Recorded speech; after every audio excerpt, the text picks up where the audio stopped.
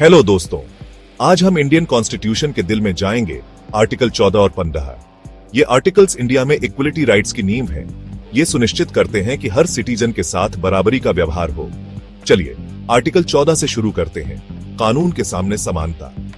इस आर्टिकल के अनुसार राज्य भारत के क्षेत्र में किसी भी व्यक्ति को कानून के समक्ष समानता या कानूनों के समान संरक्षण से वंचित नहीं करेगा। तो इसका मतलब क्या है? पहला, कानून के सामने समानता जाति, धर्म, लिंग, क्षेत्र, भाषा या आर्थिक स्थिति के बावजूद हर कोई कानून के सामने बराबर है। दूसरा, कानूनों का समान संरक्षण, समान परिस्थितियों में सभी को समान कानूनी संरक्षण मिलता है। अब ये बिल्कुल पक्का नहीं है। सरकार समाज के कमजोर वर्गों के उत्थान के लिए सकारात्मक भेदभाव कर सकती है। अब आर्टिकल 15 की ओर बढ़ते हैं। भेदभाव का निषेध। यह आर्टिकल राज्य को धर्म, जाति, नस्ल, लिंग या जन्म स्थान के आधार पर नागरिकों के साथ भेदभाव करने से रोकता है।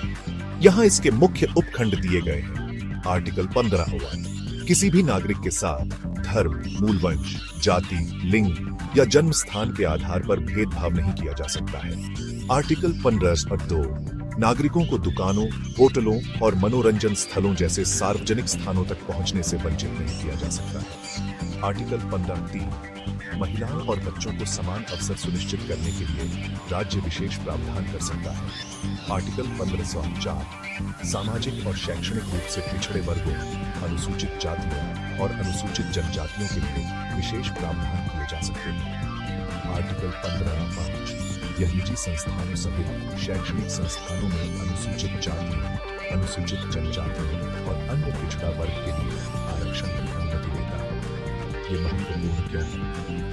आर्टिकल 14 और 15 भारत में सामाजिक समानता और न्याय की नींव है। निष्पक्षता सुनिश्चित करते हुए कमजोर वर्गों को उत्थान के लिए एक संतुलित दृष्टिकोण प्रदान करता है। निष्कर्षतः आर्टिकल 14 और 15